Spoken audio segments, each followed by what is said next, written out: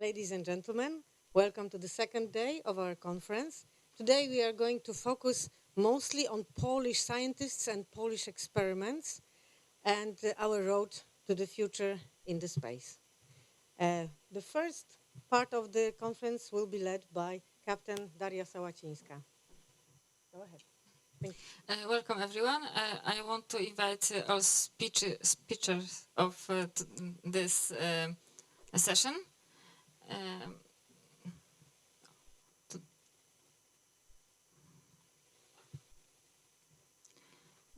Dr. Sićko, I want to invite you here.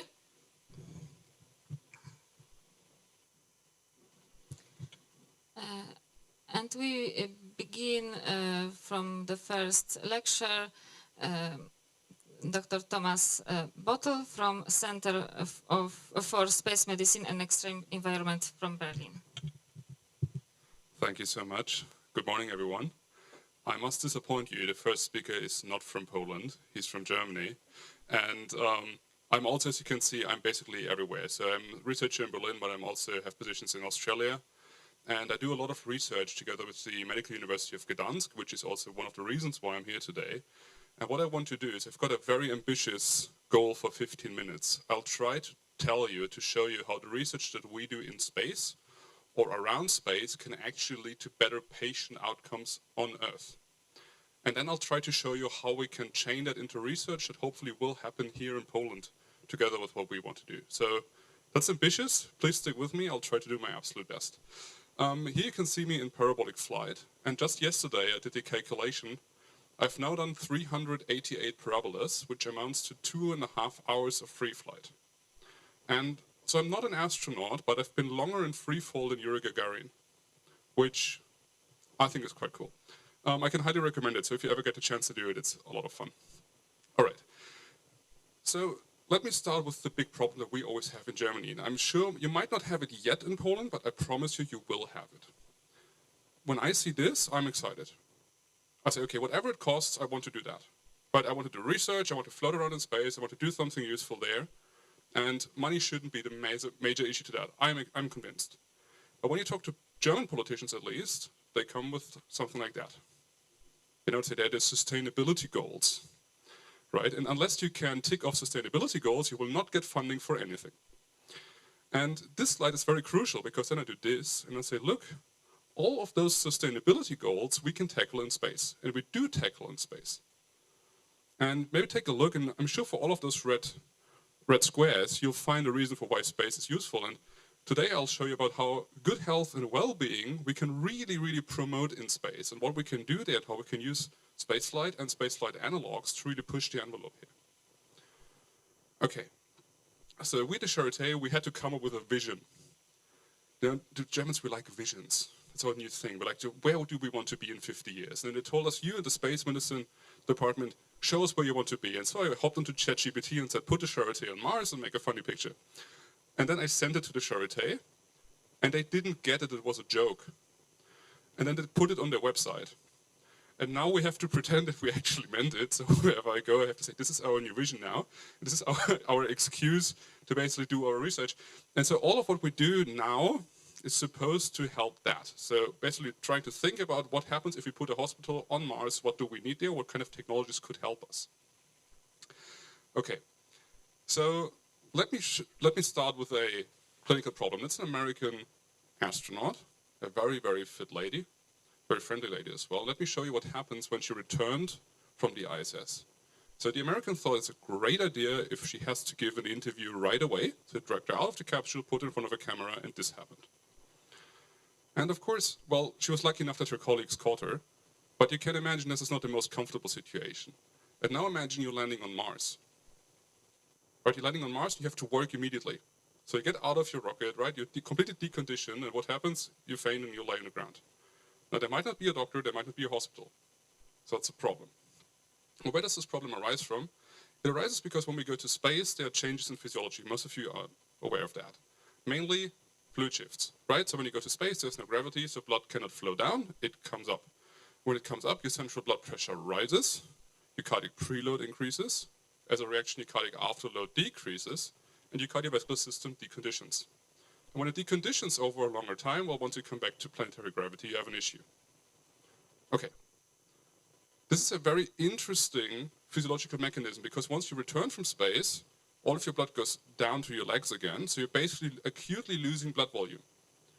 And acutely losing blood volume, physiologically, it's very, very close to bleeding or to a septic shock. It's just blood volume that's not there in your central system anymore that you have to do anything about. And so what we did is we tried to develop a countermeasure against that. And to do countermeasures, let me just show you first what happens when you're in parabolic flight. And I always show this as an example of adaptation. So on the left side, you see somebody doing their first parabola, and on the right side, they're about 20th parabola. And I think what you can see there is that, well, people get adapted to stuff. Those adaptations can be good. Again, here, she's more happy on the right side. But if your cardiovascular system adapts too much, well, then it deconditions. Okay. So what can we do to actually stabilize people once they return from microgravity? What can we do non-invasively, that's important, safely, and effectively if people return from space and have to stabilize the cardiovascular system again? We were trying to use a very simple physiological tool, which is cooling. So what we did is we applied cool pads to the stomach area and to the legs of people. But we also used menthol paste. You all might know Tic Tacs or Fisherman's Friends. You know, those menthol drops you can put in your mouth. Your mouth feels cold, right? But of course it isn't cold. It just feels cold because the menthol triggers your cold receptors. And now what happens when you feel cold is all of your vessels constrict. And they constrict because your body doesn't want to lose heat energy, so it limits the blood flow to the skin. And when it limits the blood flow to the skin, what happens? The resistance goes up, the blood pressure goes up, your afterload goes up, your cardiovascular stability goes up. At least that was the idea. And so we thought, okay, what happens if we do that in parabolic flight? And this was an experiment which got funded by the DLR. We did it at Novus Bus in France. And let me just show you some experiments here, or some results here. This is the heart rate, and all of the results I'm showing today is for one single subject because I think it's more instructive, and I always show you a cooled flight and an uncooled flight. So you can see this is the heart rate reactions, and those are 15 parabolas. You can see 2G, 0G, 2G, pause, and so forth, and here the oscillations in heart rate.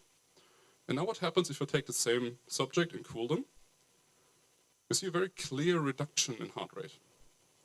Now you could say, okay, this was the first 15, this was the last 15. He was nervous that he wasn't. Now, of course, we're not that stupid. That was on 2 different days, and this was the first flight, and this was the second flight. So even though this subject should have been more excited on their first flight, you see the heart rate actually is 14% low, and you also see less of a variability, less of a change in heart rate. And this change in heart rate is exactly what the deconditioning is when you go to space. But this change is what you get adapted to. Okay, so it works for the heart rate. Then we use the technology that we've also tested in space, which is measuring the core temperature of the brain. So we've developed a sensor we can plug on the forehead that we say measure, but to be fair, we estimate quite accurately the temperature in the brain. Now we can use this technology, and we use it in this experiment to basically see, do we change the temperature in the brain? Because if we cool somebody, we don't actually want to cool them down so they get hypothermic. We want to make them feel cold. That's not the same thing. So the cool pads that we used, they were a very, very, very bad heat conductor, which means when they're cold, they stay cold, but they do not take your energy out.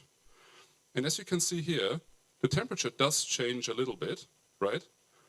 But if you look more closely, the average change in temperature is below 0.1 of a degree.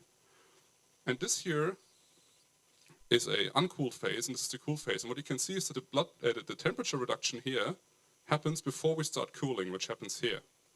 And if you look at the time, the changing of the temperature here is not due to the cooling, it's due to the circadian rhythm. People are just warmer in the morning than they are during noon. And so we actually see no real difference in temperature. So we can cool without actually cooling them down. We can reduce the heart rate, that's good. Now let me show you my absolute favorite result. And this is a blood pressure reaction. So we were able to measure blood pressure continuously in parabolic flight.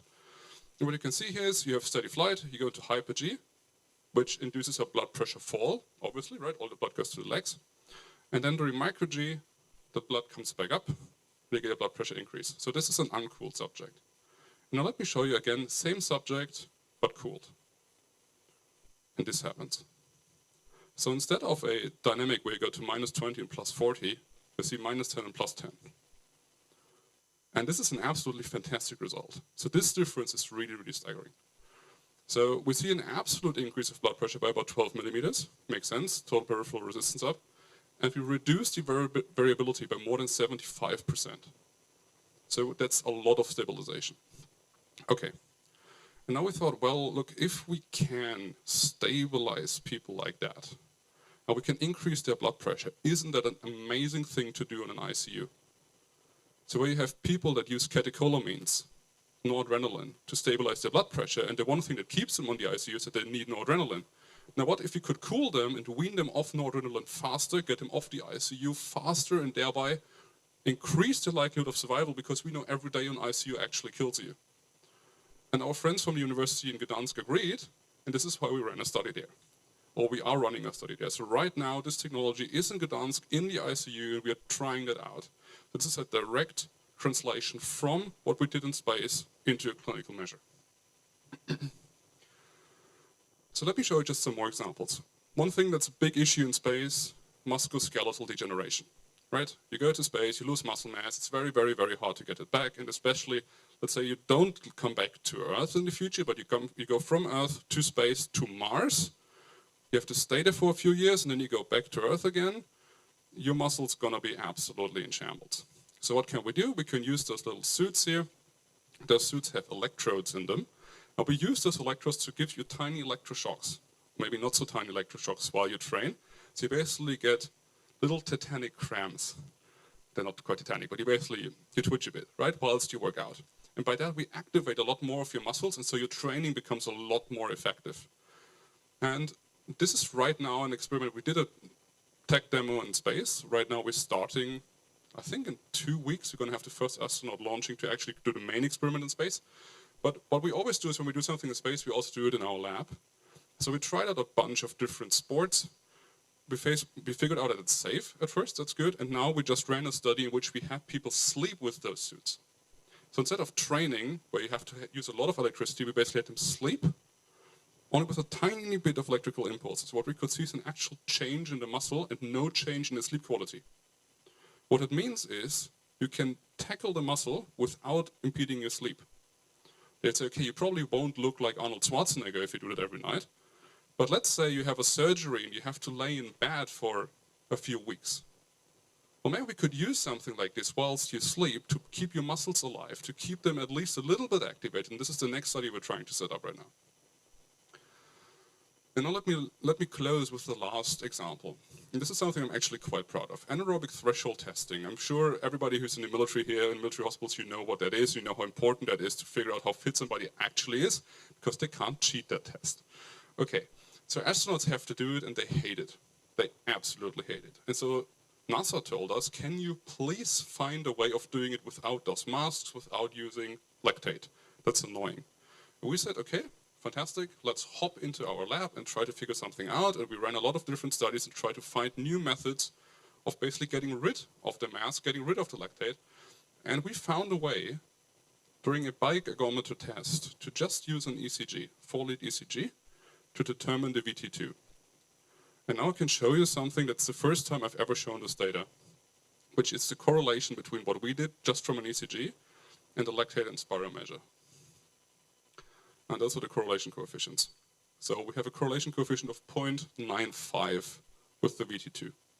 When you ran the statistics against that, what that means is what we could show is not only that we're very, very, very close, but we are equivalent to what the spiral gives us, just using an ECG. Now, we really like that. NASA likes it. I hope ESA likes it too. This is something that will now go into clinical mainstream validation. We hope to get some funding to really test it on clinical patients as well. And this, again, is something where space tells us we need it.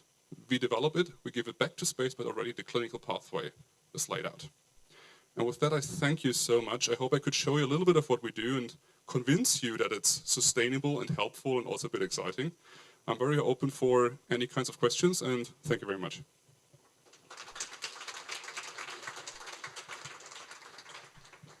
Thank you very much for this fantastic lecture.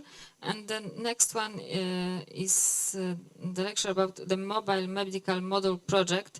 Unfortunately, the main author could not be here in person, but this lecture will be performed by our head of Simulator Study and Aeromedical Training Division from our institute, Dr. Krzysztof Kowalczuk.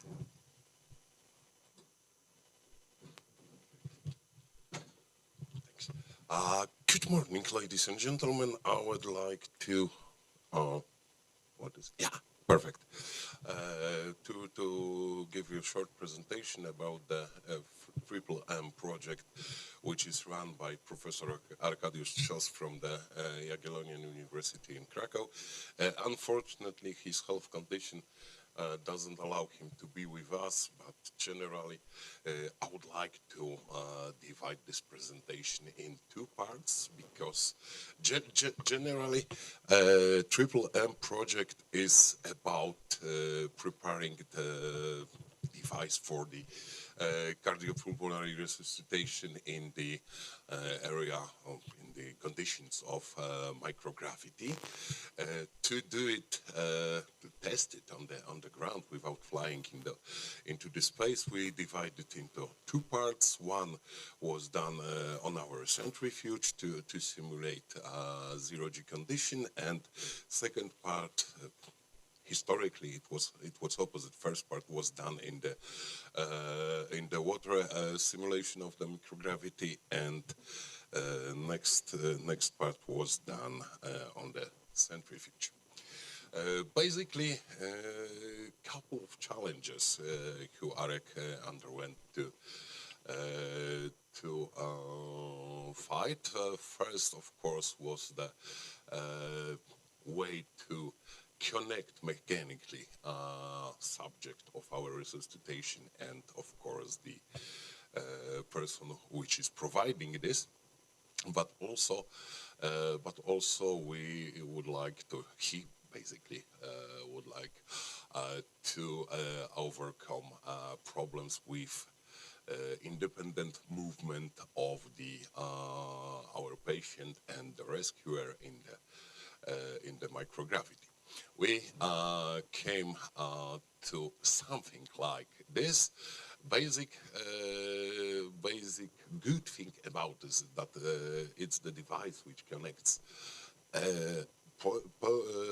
patient and also rescuer together, so it allows to perform resuscitation. It more or less looks like this. So rescuer is connected by his leg, and patient is lying on this on the surface of the device, and generally it allows to use less muscle energy providing the resuscitation, because most probably some of you already done it in your life, so you know that is really hard work. So with this device it's slightly less tiresome, which is important. Oh, sorry. Sorry. So traditional way of doing this was compared with the device. First it was a mechanical calculations, then it went underwater, then we've done it on our centrifuge. Basically it was we started in 2024, so it's from the last year we put this in centrifuge. I will tell in the zero-G on the centrifuge later in my next presentation. So those are grand study on the pool. As you can see, we also measured loading on the rescuer's muscles through those devices, which are really advanced electro or musculography devices. And it was done first on the pool on the Częstochowa. Matt, please. So now we switched Matt will tell about the wet side of things, and later I will talk in the, I would say, more civilized way to do it. Please. Thank you very much. Hello, good morning to everyone. It's me again.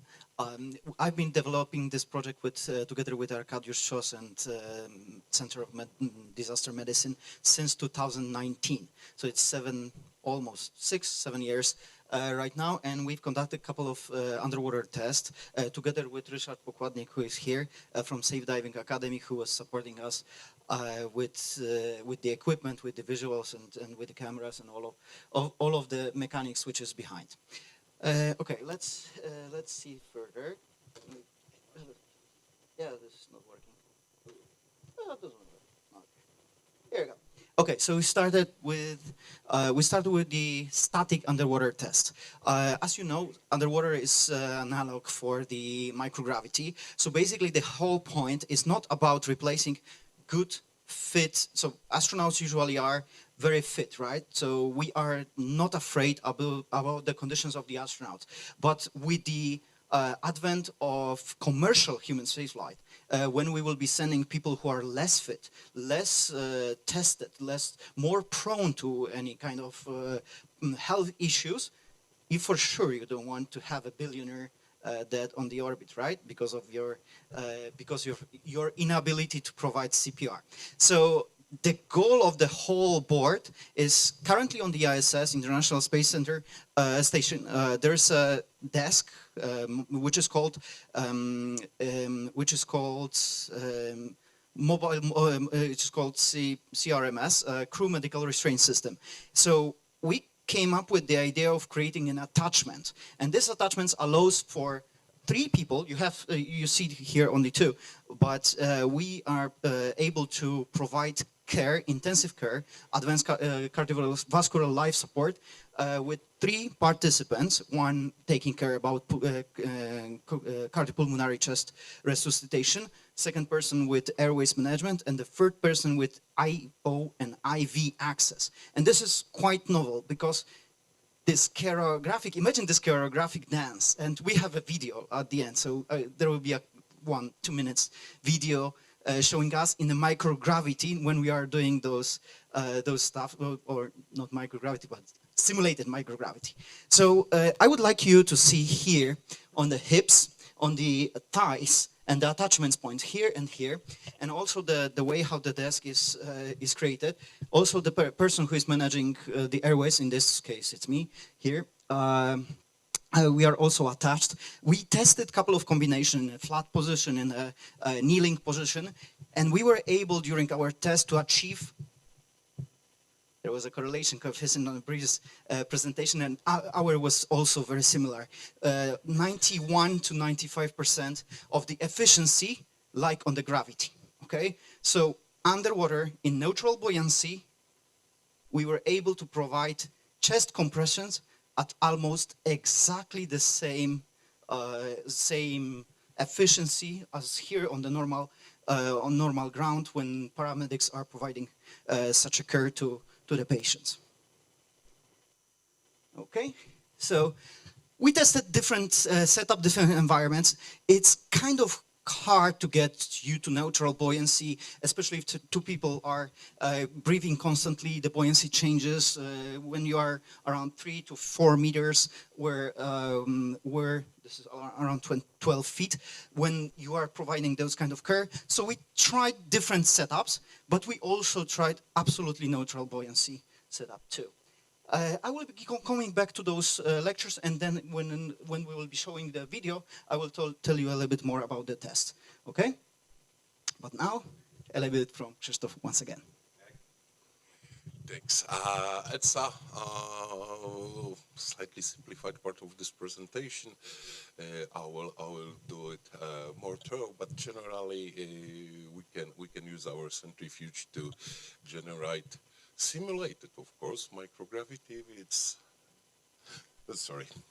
It's a fake, but it's a good one, as they say. So we've done 4 campaigns of the flies. On the centrifuge, we are measuring the forces on the chest of our patient, and we've done some modification also to the restraint system mounting points, because it's dependent on the environment you are using. It will be slightly different in our centrifuge because it's generally counted on the sitting position of the person in the centrifuge, and on the ISS, if we go there, it's planned to be just connected to the basically any flat surface which may simulate our floor. So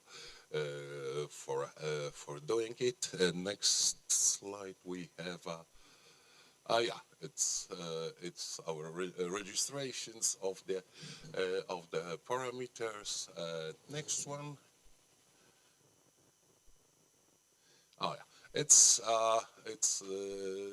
kind of this position. Generally, we were interested that if person in the simulated microgravity conditions is restrained to this system, if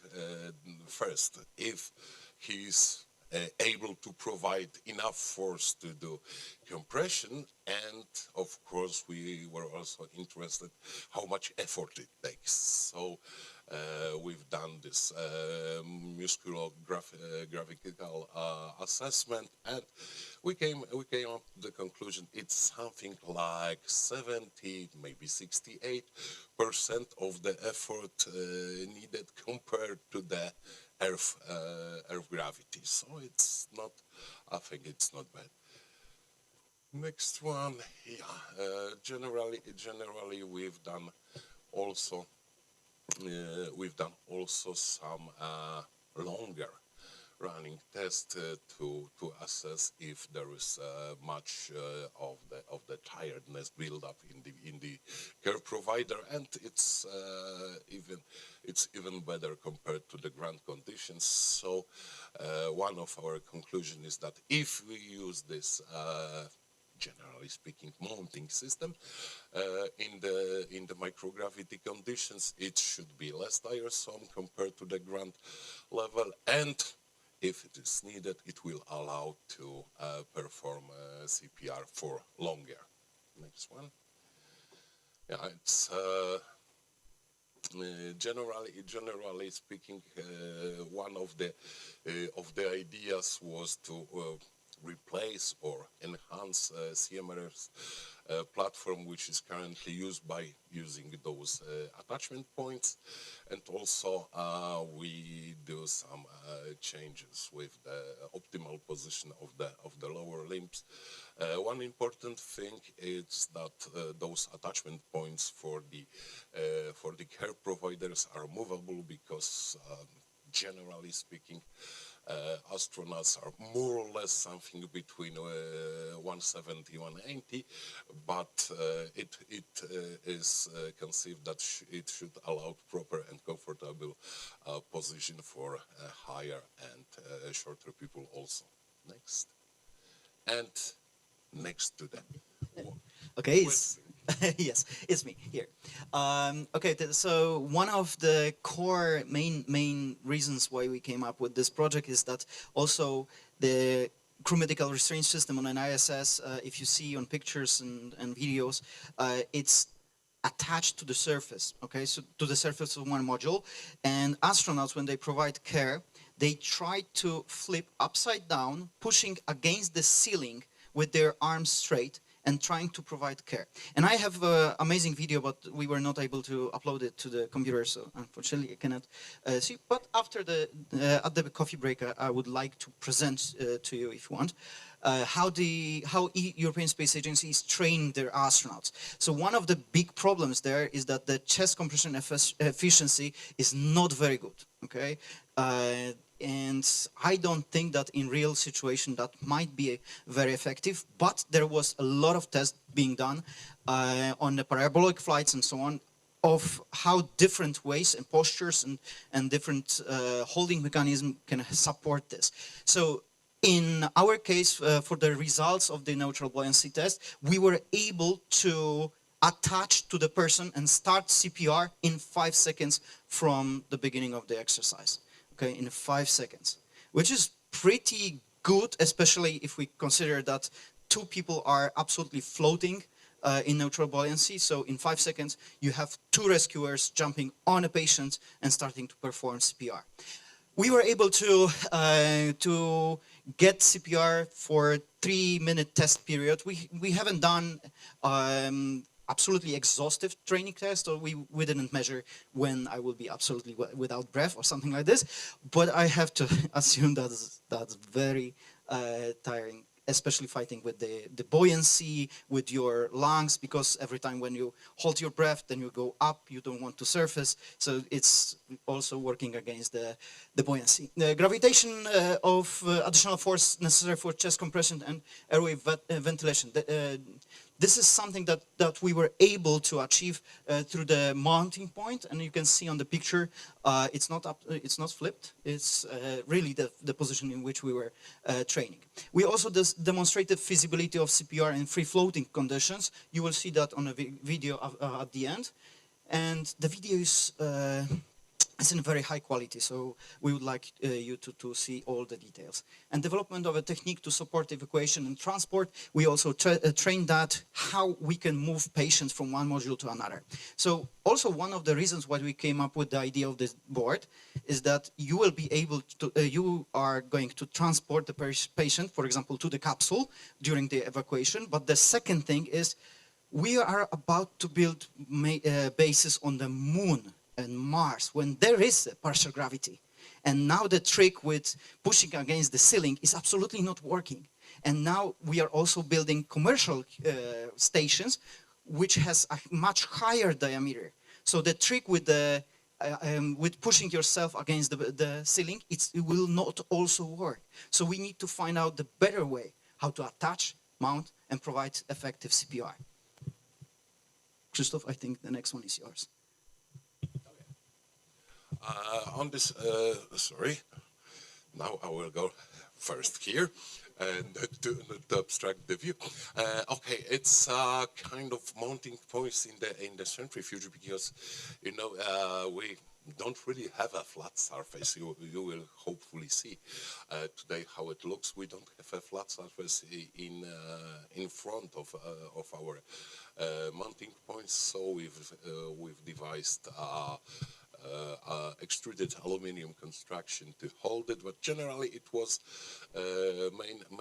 main idea was to provide more geometrically stable position for the rescuer, and that's how it looks. We still have it. We hopefully when Professor Trzos came to the half, we will continue our campaign. Okay, and let's play the video. Hopefully, we will be able to show you how it looks underwater. Yep. Sound is already here, so it's not bad. No?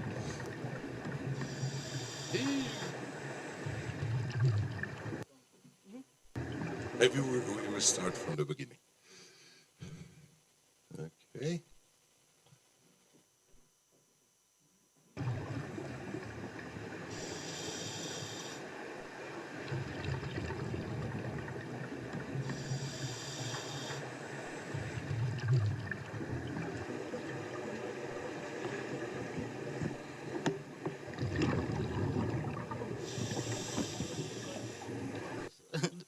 Now you see why water is very good analog for the microgravity. Transporting. In the normal condition, you will have the sides of the station, so you will be pulling, right?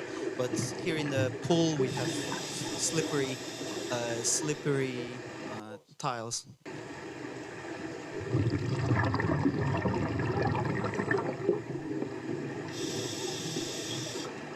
Providing care while transporting, that's possible.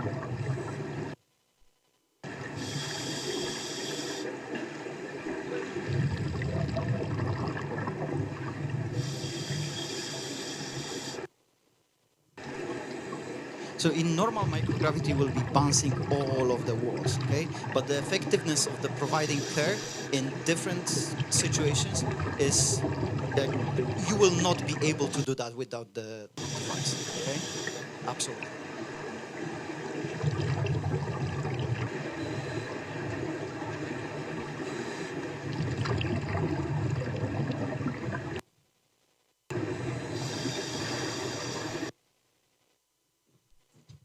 Okay. There's, I think, 1 or 2 more slides to conclude, and that's it.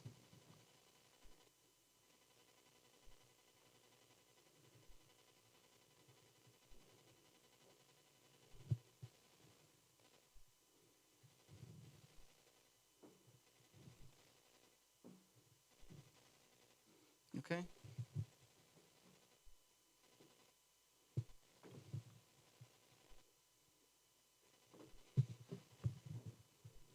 Okay, so our device that we came up with is a lightweight construction, which is very important for the space flight. It's below 10 kilograms, the whole attachments points and so on. We are also able to create the mounting points for the capnograph and all of the monitoring which is needed for such situations. And this is ready for use in free-floating conditions, and after docking to the desk. We are also thinking about going parabolic flight with European Space Agency. With this, we are long history of not being accepted because the problem is that they don't want us to free float in the plane while others are conducting the experiments. But we are negotiating a bit. There is a ISA-CORA program in which we are also applying. And so if you want to collaborate with this project, we are also very open. So there's a lot of different stuff that we want to enhance in the projects.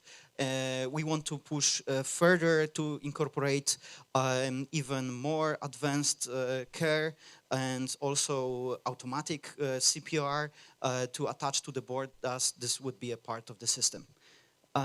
So thank you very much for your attention. And of course, we are collaborating with many parties with this. Unfortunately, Arkadiusz' health condition is not, he's not able to make it for the presentation, but we wish him a very good health and coming back to full powers. Thank you very much. Krzysztof, thank you very much. And Ryszard, thank you very much also. Thank you very much.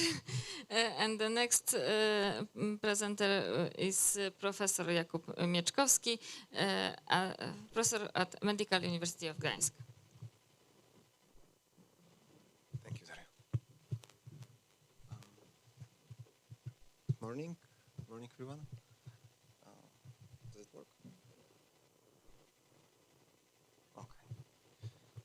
So, first of all, I hope you all had morning coffee, because right now we're going to change the subject, and from kind of human body as a whole, now we're going to talk about something that is as small as a single cell, because we're going to focus on the effect of radiation on our cells. Later, of course, on our bodies, but first we want to understand what really is happening after irradiation. And to understand this, I would need to actually, to understand how we think about it and how we study this, I would need to at least slightly introduce something that is called epigenetic. But I don't want to bore you with such details. So just to make sure we on the same page here is, probably all of you heard about something that is called genetics, right? We have genes, they encode proteins and so on. But in fact, there is a lot happening in our cells with the DNA that doesn't change the sequence of the DNA. And basically all this is epigenetics. And it may sound complicated, but in fact it's not. It is just that we have a string, a very, very long string, because if we take out DNA from our cell, it's 2 meters long. Right, from a single cell, 2 meters. That's huge. And still it needs to be compacted. It still needs to be compacted in a diverse way, because we have skin cell and neurons. They they having the same DNA, if they taken from the same person, but the cells are different. The cells doing different things. The cells respond in a different way, and it's all because the very, very long string is compacted in a different way, and the way it is compacted, the way it responds, it unfolds or folds, it's all epigenetics. And actually, this is all what is important for this lecture, of course. So we all know that there are different types of radiation, and for instance, when we and again there are different ways of classifying the radiation, and again I don't want to go into very much details here, but what we need to know just now, that there is this linear energy transfer that is important with transferring energy from particle to cell, so to say, and depending on how this whether we're working with low energy transfer or high energy transfer, the ionizing radiation looks a bit differently. The images that we see from this, because if we're talking about high linear energy transfer, there is more like well, like a missile, so to say, right? There is just a direct contact with the DNA. With low energy, it's more like a rain, because they are more like droplets, okay?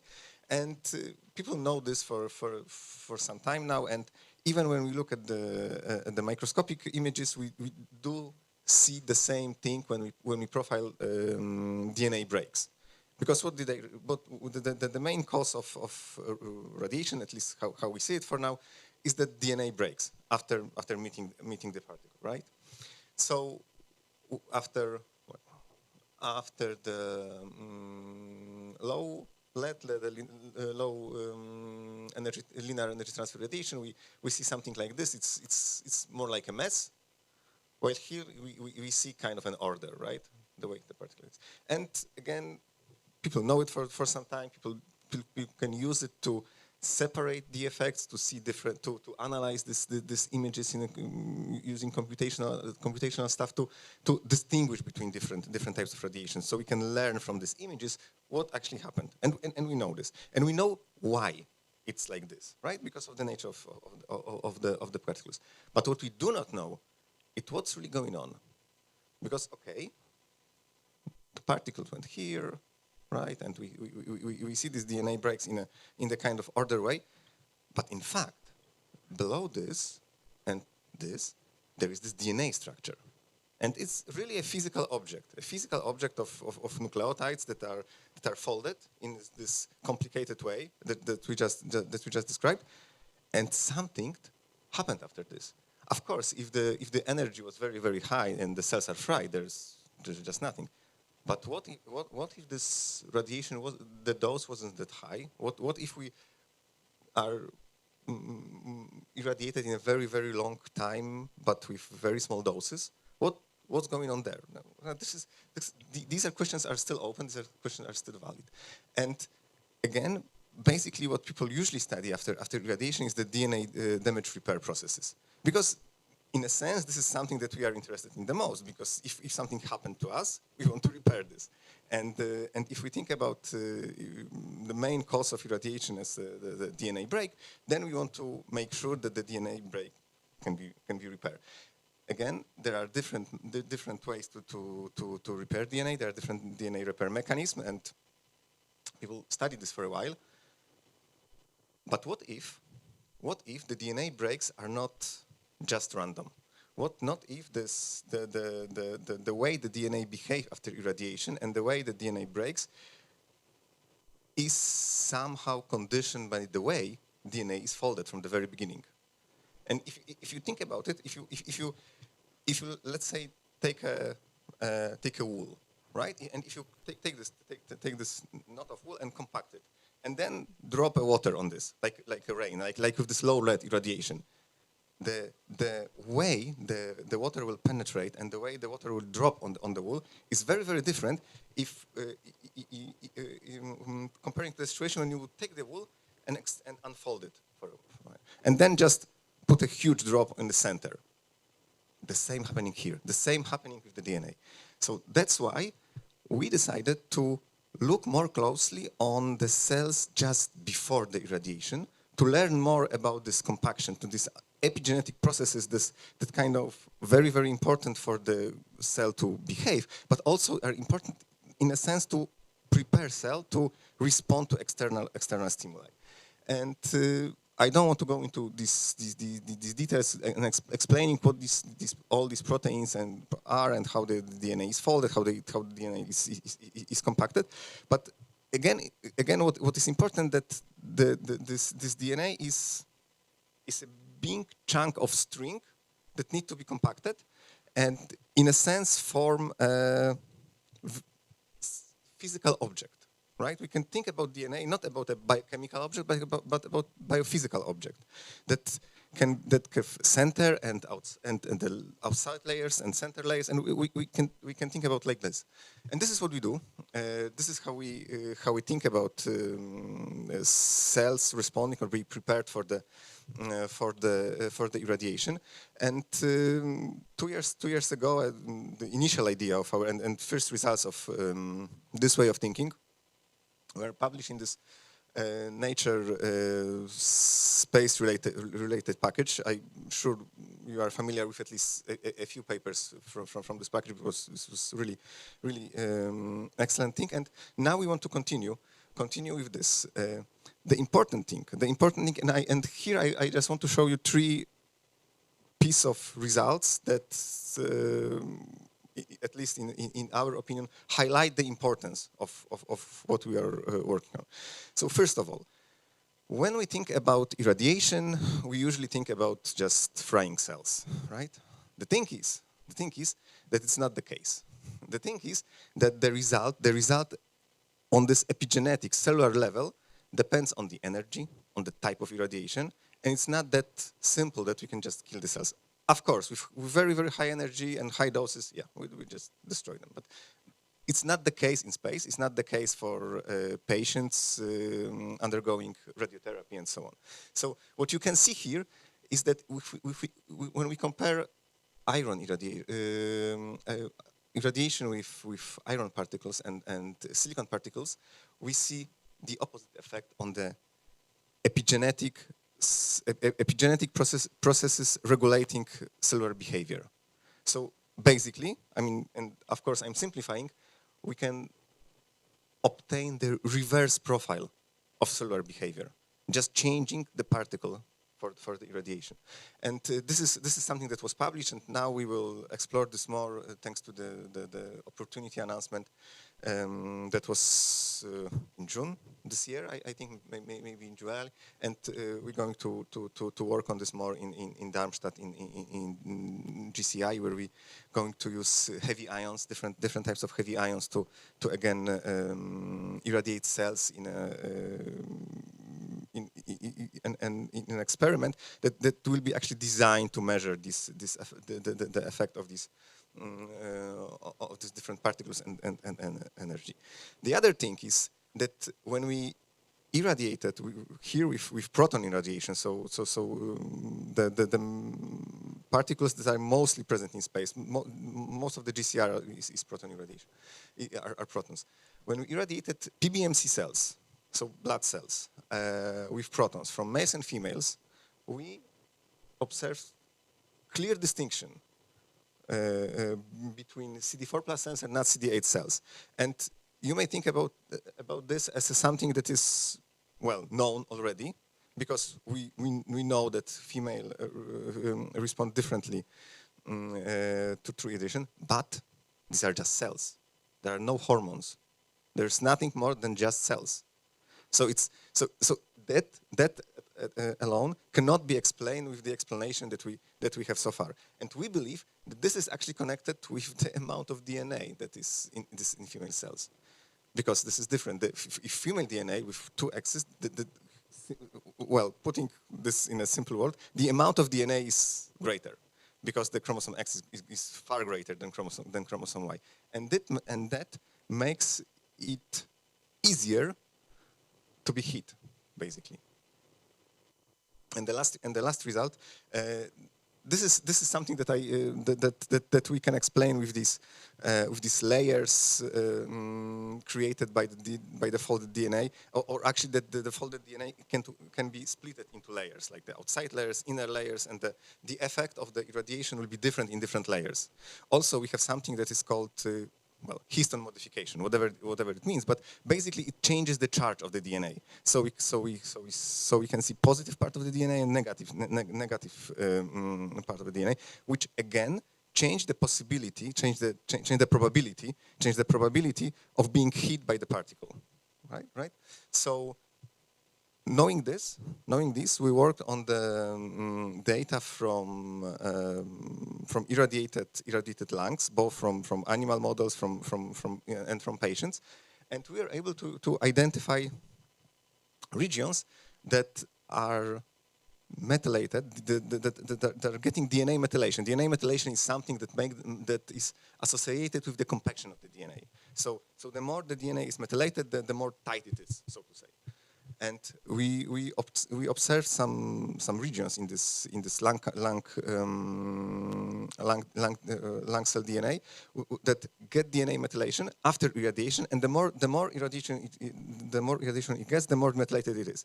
And using this, we design probes to measure the amount of radiation in the healthy cells that says us it's too much. So that's supposed to help patients undergoing radiotherapy, lung cancer therapy, to maybe change the therapy, maybe change the plan, maybe hold it for a while, because in fact, when we irradiating patients, we also irradiating healthy cells. We cannot at least using X-rays. With proton irradiation, it's a bit different, but using X-ray, we irradiate also healthy tissues, and sometimes it might be very, very harmful. So this is a way to measure this. All this work was done in collaboration with people from our university and abroad. And I hope you don't need your coffee right away. Thank you. Thank you very much. Next lecture will be in Polish, so if anyone wants to headphones with translate, we can give you. Okay. So the next speaker is Dr. Zdzisław Sićko from National Center for Hyperbaric Medicine from Gdańsk. Good morning, ladies and gentlemen. First of all, I apologize regarding misunderstanding language of this conference. So we prepare slides in English and presentation in Polish. Hope we survive 10 minutes presentation. Problem.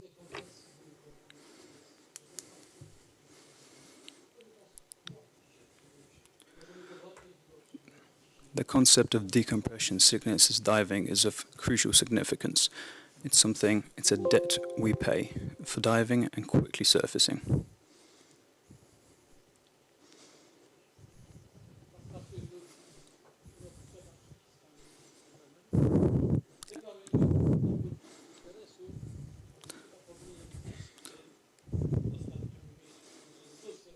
We declare no real or potential conflict of interest.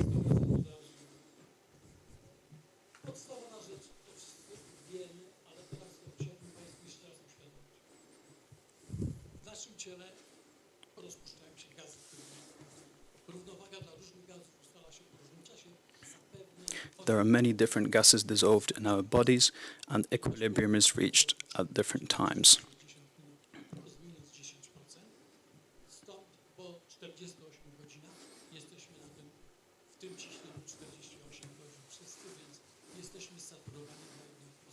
For nitrogen, this is 48 hours. After a time period of 48 hours, we are at equilibrium of nitrogen saturation. At about 2.8 absolute atmospheres, this is about 2.5 liters of nitrogen when breathing in regular partial pressure conditions of nitrogen.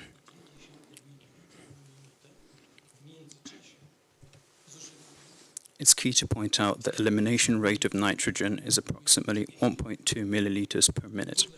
At the same time, we are consuming about 250 milliliters of oxygen per minute, and we're producing 200 milliliters of carbon dioxide per minute. These processes are key to the understanding of decompression sickness.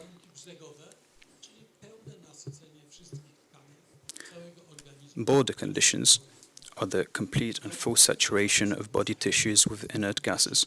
This is a crucial concept to understand decompression sickness, and nitrogen is of particular importance.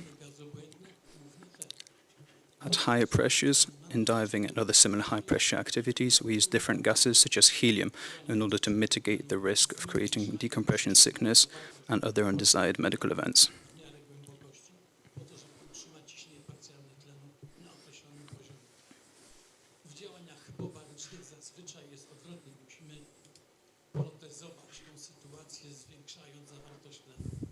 Following decompression, we always have to supplement oxygen therapy, usually with 100% concentrations.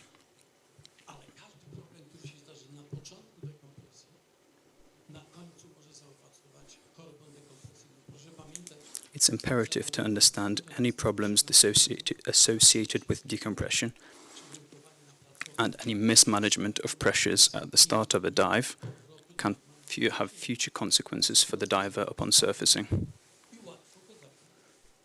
The whole balance of compression and decompression in diving is a very long, delicate and physiological process.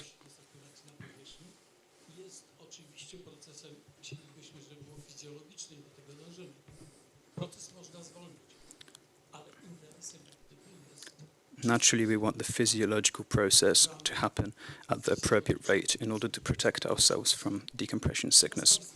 It's a process which can be slowed down as necessary, but the fastest physiological rate is of main interest in terms of medical risk.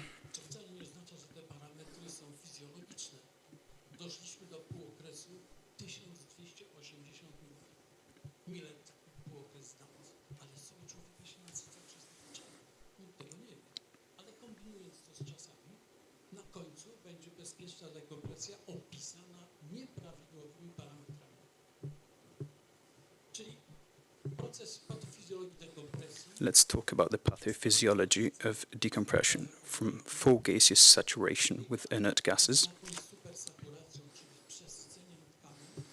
There occurs a supersaturation, an excess partial pressure of gases, and their accumulation in tissues upon being exposed to high pressures, as in when diving.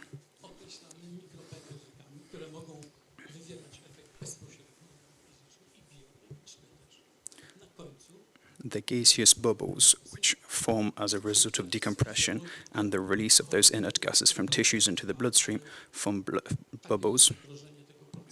Those bubbles can have biochemical and physical effects detrimental to the human body.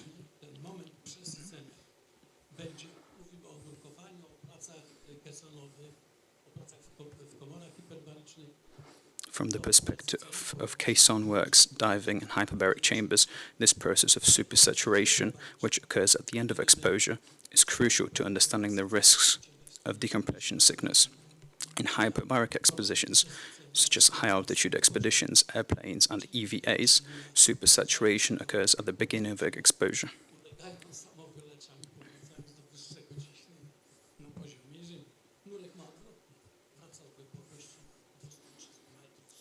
In hyperbaric expositions, the key treatment is returning to sea level, the opposite process to what happens in hyperbaric exposures resulting in decompression sickness.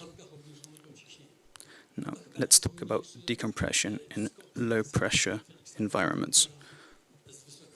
A prime example of this is the Felix Baumgartner jump from a height of 38,000 meters.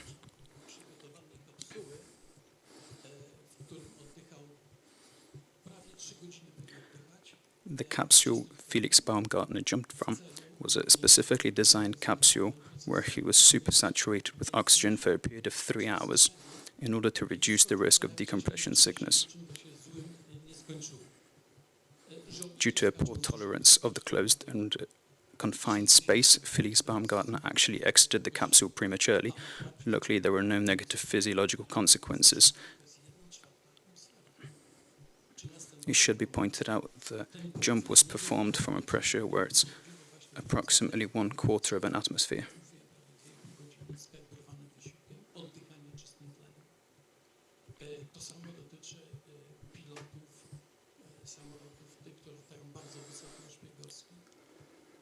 The same principles apply to surveillance aircraft flying at very high altitude and HALO, or a high altitude, low opening parachute jumps, performed by special forces.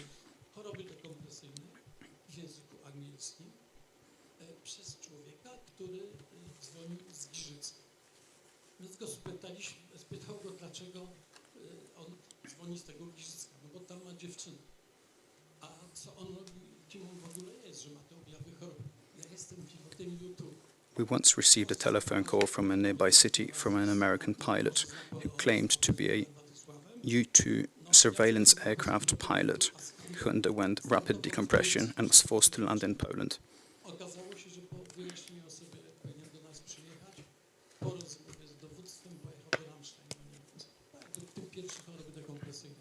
Following consultation with our leadership, he was ultimately transported to the Ramstein base in Germany for further treatment of decompression sickness, although initially we didn't believe he was a surveillance aircraft pilot. Just an interesting anecdote for you.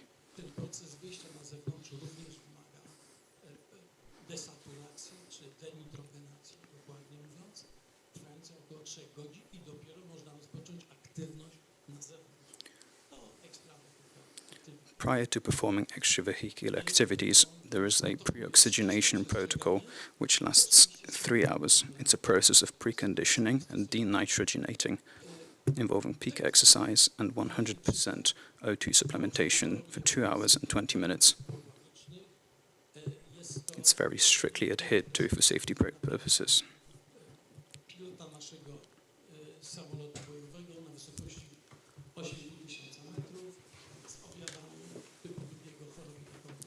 I'd like to present you with a clinical case of high-altitude decompression sickness involving a Polish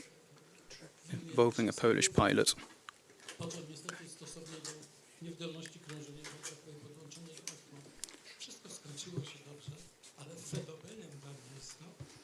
Following an emergency landing due to cabin decompression, the pilot suffered from decompression sickness and cardiac as well as respiratory failure.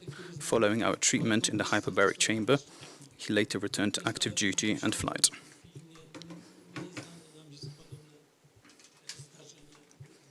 This is the only reported such case in the world that we know of.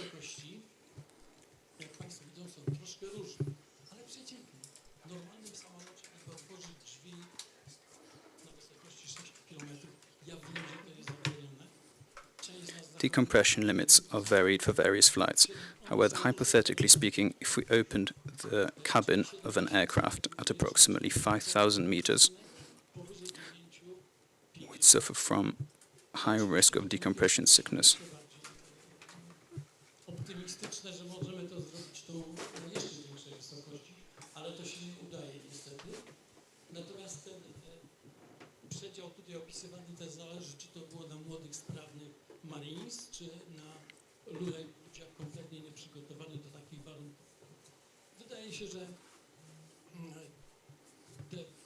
The range reported for decompression sickness is in exposures between 3,000 and 9,000 meters above sea level.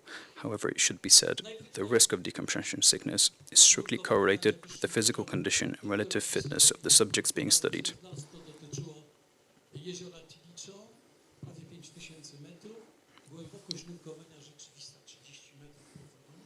The deepest dive we've had the opportunity to perform was at 5,000 meters above sea level to a maximum depth of 30 meters. However, it should be said, upon resurfacing, the gaseous pressure changes are equivalent to those occurring at 57 meters of depth in a dive.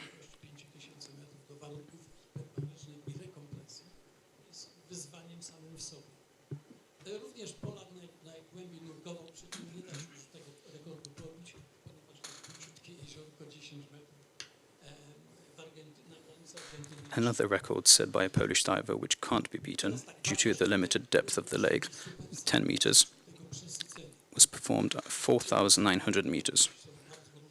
This is the deepest dive at highest altitude ever performed.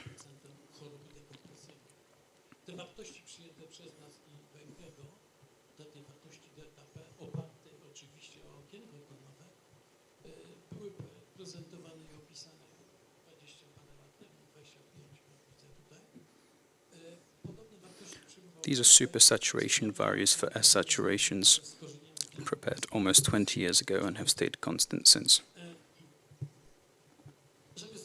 The values we currently use for research and operations.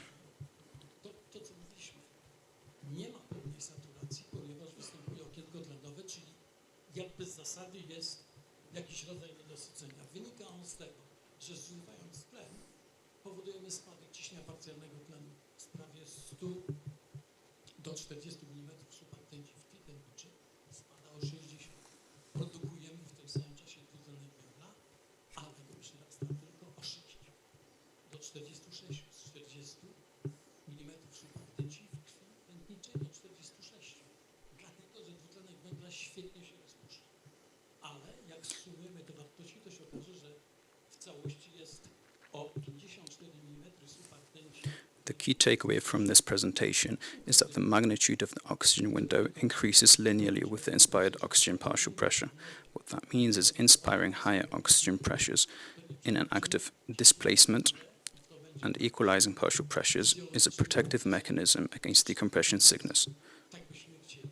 Natomiast siłą napędową jest niewątpliwie tlen, który decyduje o szybkości dekompresji. It should be said that the driving force behind decompression and its rate is the rate of oxygen consumption. Która będzie troszkę ograniczała perfuzję, a model jest perfuzyjno-dyfuzyjny, to jest raz. No i część tego, co nazywamy dzisiaj procesem zapalnym indukowanym przez tlen. Trochę nie mylimy tego z toksycznością tlenową, która jest procesem troszkę innym, ale o co innego tutaj chodzi. To zjawisko było opisywane przez różnych autorów, przez Bothena, jakby patrzy o presze wakancje. Księżyc posługuje się pojęciem inherentnego niedosycenia, a my mówimy o okienku tlenowym, tak jak proponował to Benke w roku 1967. This mechanism has been previously described by many researchers in the form of partial pressure vacancy or inherent unsaturation. We refer to it as oxygen window. Inspired by Benke from 1967 and expanded by us to the extended oxygen window, a tool enabling safer decompression by extending the oxygen window. Ta prezentacja tak wygląda na tych słupeczkach. Tam widzimy tę koncepcję okienka tlenowego na końcu, która jest podstawą programowania dekompresji i profil dekompresyjnych używanych przez. This table illustrates the possibility of using the extended oxygen window at the end of dives to provide safer desaturation protocols used in diving. Ciśnienie maksymalne do 200 metrów plus słup wody. 200 metrów dlatego, że This is a hyperbaric chamber at the National Center for Hyperbaric Medicine in Gdynia, where we can recreate pressures of up to 200 meters of depth. 200 meters because that's the depth of operations in the Baltic Sea. prezentuje się w tej mądrej części, a to jest komora transportowa liniowa. This is a smaller hyperbaric chamber, an aluminium production used to transport potential patients with decompression sickness. Dekompresje dotyczące powietrza, nitroksu, czyli miksu, czyli jeszcze mieszaniny helu i azotu. We've performed studies using the extended oxygen window on various diving mixes, including air mix, trimix, nitrox, and heliox. Zweryfikować te tabele, które zaprezentowaliśmy. This was used to assess the validity of the decompression tables we previously constructed with the use of the extended oxygen window, US Navy i nasza błękitna Polska as well as the standard decompression tables created by the US Navy, meant for decompression. przez jego wartość niespecjalnie zwalniając, dlatego że musimy obniżyć ciśnienie, tak żeby to ciśnienie zrównało się albo stało się wreszcie niższe od ciśnienia gazowego w tkance. Ale mówię tlen i ten węgla coś jeszcze jest w tym okienku. Czyli nie eliminujemy jeszcze. Podobnie jest na końcu, kiedy możemy pozwolić sobie na przyspieszenie tej dekompresji. Co by nie było. Naturally, because of the non-linear elimination of inert gases from tissue, decompression has to be initially faster and later slower due to the decreasing gradient of gas concentration. Pierwotnie te nurkowania saturowane zostały napędzone przez zapotrzebowanie przemysłu wydobywczego. Dopiero potem NASA, naśladując, jak było przedstawione warunki mikrograwitacji finansowała też szereg projektów saturowanych, żeby kosmonauci mogli w pełnej saturacji udawać pracę w warunkach braku grawitacji. Similar projects have been funded by NASA since in order to allow astronauts to practice various drills in full saturation and low pressure conditions.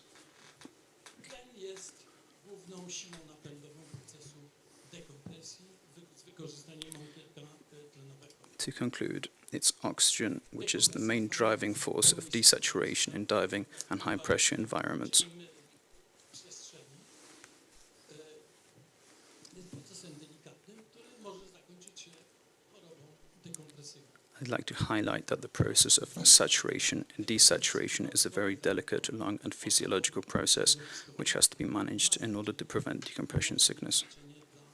Dla medycyny kosmicznej jest uniknięcia choroby.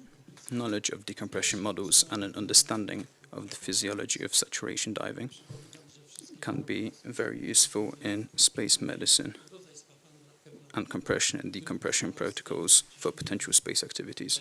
W celu leczenia objawów chorób dekompresyjnych. Także zjawisko jest jakby znane, no a my to wykorzystywaliśmy w naszej pracy jakby pierwotnie z innego powodu, z powodu eksploracji i przemysłu wydobywczego, też powodów terapeutycznych. So in conclusion, the physiological process is well known. It's something we've used in oil extraction and other industrial processes, but has major clinical carryover to patients and space medicine. Thank you very much for your attention. About parabolic flight and microgravity simulation using centrifuge. Okay, good morning again. I will have a short talk about possibilities of simulation microgravity on the centrifuge, and with Magdalena we've decided that because I had quite a lot of requests to have a look on the centrifuge, and probably is the best ever occasion because it's only 200 meters. So during the coffee break, of course after coffee, we will go to the centrifuge. So I will show you what we are up to. I think our proper presentation of me. I'm a graduate of the Military Medical Academy. I've done also with my course for Diploma in Aviation Medicine in Britain. I'm a specialist of the aviation and transport medicine. In my other life, I'm authorized medical examiner, but also it's not nice part of my life. I'm also a point expert of safety board. So if something goes down, it means some work for me. For now, I'm retired from Polish Air Force with honors as a full colonel. I had a 21 aviation medicine resident. Daria will be 22nd in just 2 weeks, so I wish her luck. I had the pleasure to be a military consultant in aviation medicine, and last year I was appointed as a national consultant. Okay, some basic facts about the centrifuge. It's quite modern thing, almost 9 meters of arm length, 16 G maximal G, but what is more important, it's really fast. Maximal onset is almost 16 Gs per second. It's quite also good equipped for research. We can put up to 350 of kilograms of payload, so any not so big devices we can put on this. On our centrifuge, we have for now 3 interchangeable cockpits. I have a MiG-29, F-16 and F-35 cockpit in this centrifuge. After last year's upgrade, we have a 4K resolution display, which, as far as I know, it's also only one centrifuge in the world which is also NVG capable, so we can fly using night vision goggles. As you can see, it may be quite complicated. It's not all, but majority of modes of operation. Usually we use medical runs, technical and medical run. The difference is that technical run can be done without person inside and without the medical supervision. Medical run, of course, I or some of my friends we will supervise it. And basically, for pilots, we're using pre-programmed mode, so they basically don't have any influence on this, or we can use, and we are trying to use as much as possible, dynamic flight simulation. Basically is a pilot is flying a mathematical model of the aircraft. Model is counting how many Gs should be during such and such maneuver, and is steering the motors of the centrifuge to achieve such a simulation. One of the, I would say, drawbacks from for first program with Arkadiusz, I will show you. Unfortunately, we have to sit on our seat, even if we simulate microgravity, because sometime we have to come back on the Earth, and I wouldn't like to have something falling down from this. Why this centrifuge is, maybe was different, because our British friends have the same system, which was devised for my centrifuge. Basically, normally for the normal centrifuge operation, we need something like 180 degrees of rotation in each axis, and generally plate gas connections are used, because I have to transfer some gases from the centrifuge. I need some oxygen or breathing mixture. I need some compressed air to provide it for anti-G garments, and also for the cooling system. Normally, those joints are plate joints, which limits rotation to something like 3/4 of the turn. In our centrifuge, we have continuous rotation, so we can basically generate any acceleration and in any direction I want.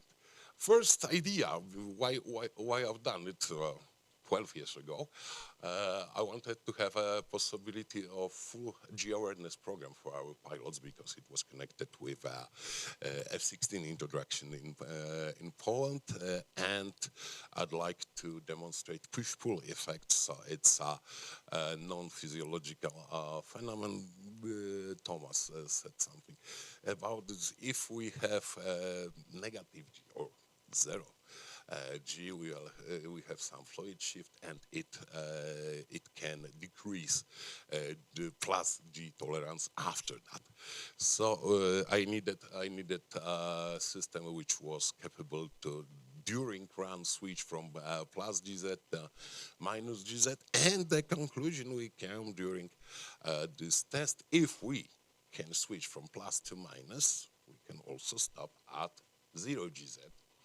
And we divide some training program. First, we cooperated with ESA and this nice gentleman, Ketli Warmness, who is a mechatronic from ESA. We divided simulation of the parabolic flight. Most, I would say, negative thing about parabolic flight is that it's too short. It's only something like 25, maybe 28 seconds, and we have to go back, and they wanted me to simulate it. I told them that it's not a very nice thing from the point of view of the motion sickness, but they still have it. So, especially during first day of our training, I became the owner of the stationary Vomit Comet. I wasn't very happy. They weren't also, but guys, it's not me. They wanted this like that. But after that, we came to some more conclusions. So we absolutely don't have to do it in such a short period. Practical limits we're using now, it's something between 15 and 20 minutes, because remember, it's still rotating. So if you move your head, we have some Coriolis induced motion sickness. Technical limits, it's something like 500 hours, because after this I have changed the oil in the gearbox, but it's not a problem. I break it, yeah, probably, and it's not working. Why? Sorry. Okay. I would like to show you basically 3 type reactions of our subjects we perform. Click on it. First one is cool. I udziwniamy. Now Jak samopoczucie? No trochę w głowę, kurde, krew leci. No trochę tak, 0 GZ. Ale te pasy chyba dobrze są zapięte. Dobrze są spięte, wszystko jest ok. Anywhere. Next one. Please start. Yeah. Chwilę się pokręcimy, 5 sekund na 1,4. No dobra. Zerówka. Dobra, pani wyciągnie łapki przed siebie, zamknij oczy, zrób Romberga. Okay. And the next dobra, one. And I have also. Click it. 2, 1. It was scary. Opla. Ale dziwnie. Ej, wszystko dobrze? A, dobrze. I was slightly stressed. Nie, no Usually my wiesz, patient don't scream zazwyczaj on the pacjenci centrifuge. krzyczą. Okay. Next Trochę one. mnie przestraszyło. Okay. What we can achieve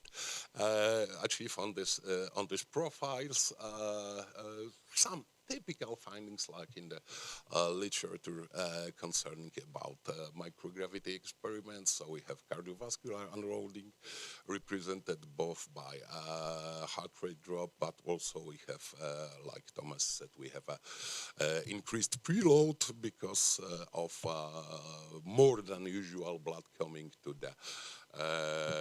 the right part of heart, so we have increase of P wave. Also, we can observe headward fluid shift. It's quite fast, I would say. It's around 5 seconds of 0 GZ, and we start to have AGFS present. Next one.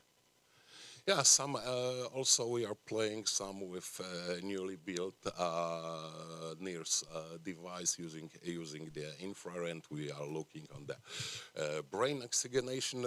Initially, I was interested, and I'm still interested of the brain oxygenation of under plus GZ. Remember, originally I'm the aviation personal trainer, but if we look at the oxygenation of the brain during GZ, those are for subjects of ours, we see quite a significant increase in the both volume of blood going up and also with oxygenation, with special consideration on our vestibular system, which is part of the problem of space motion sickness. Next one. Okay, so just to have some summary of this. It's true weightlessness, of course it's not, because we are still on the in the gravitational field of the Earth. But it's a quite good simulation, basically, especially from the point of view of patient, because we modified the steering software on the centrifuge, and basing on the mathematical models of human vestibular system, we find the vectors of acceleration in the which in a minimal way are stimulating our vestibular system. So basically it's a lowest sensitivity axis of our otoliths. Certainly is quite good for the initial training, for the familiarization with some phenomena. Normally, we have problems with precise movement because we normally living all our life in the gravity. We overcompensate for the weight of our arms, which is not present, of course. We currently do some also motion sickness work, but it will be probably for next meeting. And it's it's comparison. Yesterday we talked about permissive and environments and also providing costs. So Sławomir had this nice duck to show the acceleration of or loss of acceleration, and we as a pure company we have our way of showing of acceleration. It was specially devised by us, but generally it shows that we are less permissive environment. Okay, I think thank you very much for your attention.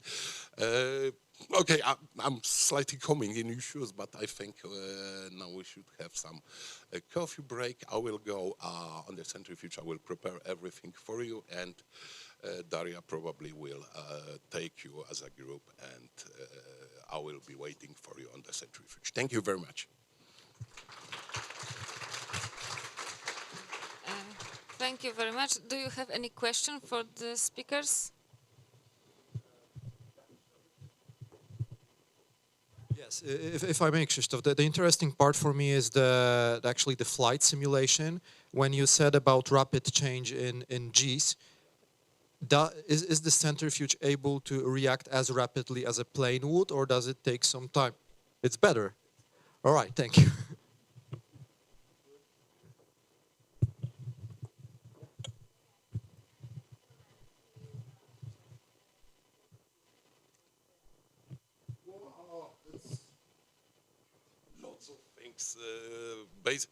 Basically, we try to do everything which is connected with acceleration.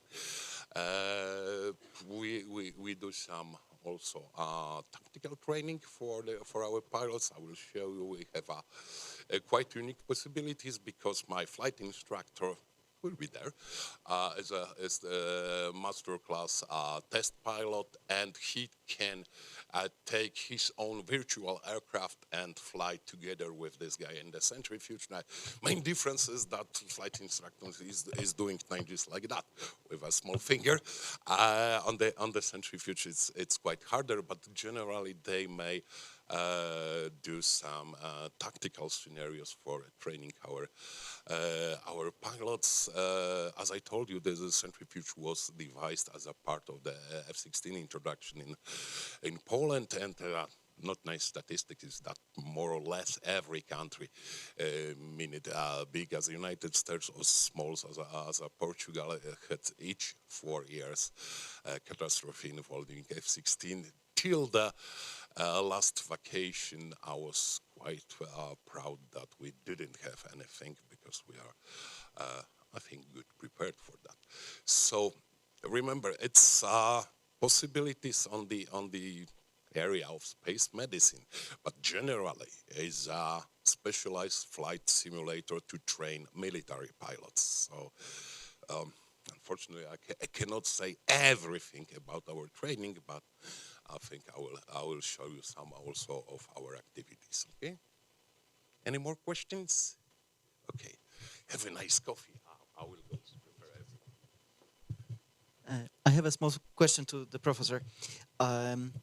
I was during your presentation you mentioned about the oxygen window, and that the oxygen window could be used to with the inner gases to speed up the decompression process. And I was wondering if the isobaric counter-diffusion effects will not make DCS more prominent because you're adding some inner gases and then can interact with the trimix or heliox mixtures inside. Of course, oxygen is a general power which drive speed of decompression, but using oxygen, it's possible, of course, for isobaric decompression. For example, if you are on 10 meters depth, breathing air, you can change mixture on pure oxygen, and you eliminate nitrogen, and you are safe because of risk of decompression sickness. Yes, but you need, how to say, a very high pressure. It's happened if diving is close to 10, 12 atmospheres depth. So counter diffusion is a very known phenomenon, but it's also risky. For example, for counter diffusion by membrane in your ear, causing if you it's standard how you change mixture. Always is necessary to change in the same way, because all changes cause counter diffusion and in many places. So risk of decompression sickness is much higher if you change several times mixture during dive. I don't know what's happened during hypobaric decompression, but in normal decompression from saturation or from technical diving, we change very often mixture from pure heliox to trimix and hot nitrox 50%, for example, and end of the compression on pure oxygen.